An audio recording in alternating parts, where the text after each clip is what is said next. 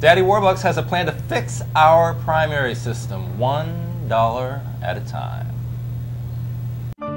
We see parents who dream big, of honor students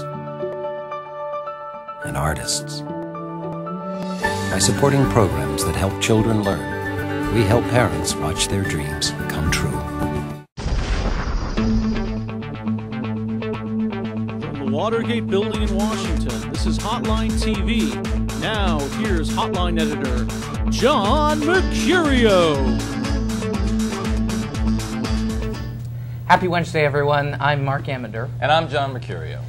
All right, New York City Mayor Michael Bloomberg said last week that the presidential primary schedule is flawed, and he suggested that the federal government should take over and change it somehow. John, would this overhaul even work? Well, I'm not sure that most of America is clamoring to hear what the mayor of New York City thinks about the national, primary schedule, especially since, he sort of edging his toe or dipping his toe closer into a presidential race, but not coming anywhere near close to doing it. So I don't really think this is a real possibility, especially in 2008 or 2012. Is it something that would work? It's an interesting idea. I do think it's an interesting idea to have there be some sort of overseer of this whole primary schedule. A lot of people think that this whole February 5th thing is going to, be the end of democracy. I think they're wrong. I think there's actually, we have an entire year of a primary that basically the entire country is watching. But look, I think to a larger extent, we already have those overseers, and they're called the Republican National Committee and the Democratic National Committee. I don't think that any sort of federal role in this would be advantageous to either to the political process or to the entire vote. Bloomberg seems to be outing himself as a nanny state conservative here. Yeah. Not even identifying what the problem is. And one irony is that Bloomberg, being a centrist, might have found it difficult to get nominated in the earlier system where unrepresentative states, as he puts it, played so much of a role. But with the February 5th primaries, all these huge states where the mean of primary voters is slightly more centrist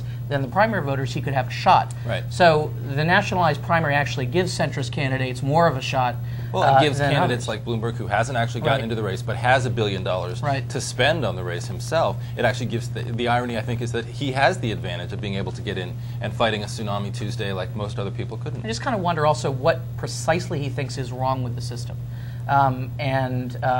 whether he can point to specific candidates who shouldn't have been chosen. How do you know if the system is broken until you've actually gone through the system and see what happens? Anyone who says they know what effect February 5th is going to have on this primary season is fooling themselves. Nobody knows. Right. That's exactly right. And I also think it's a little bit of we're seeing a little bit of Chicken Little, or whatever that character is called, who runs around seeing the sky falling.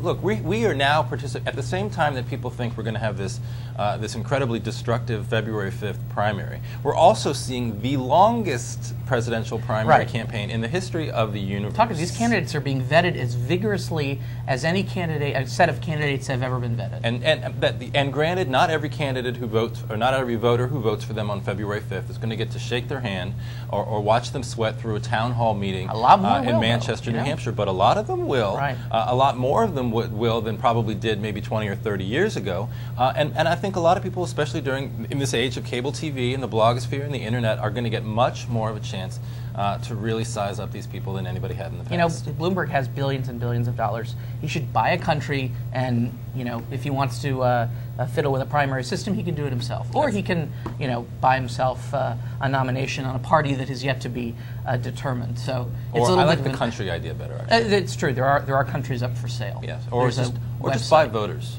just buy people.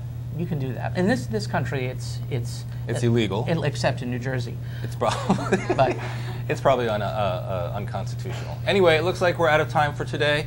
Thank you so much, Marc Ambinder, for joining us and sharing your brilliance. Join us next time when we consider any primary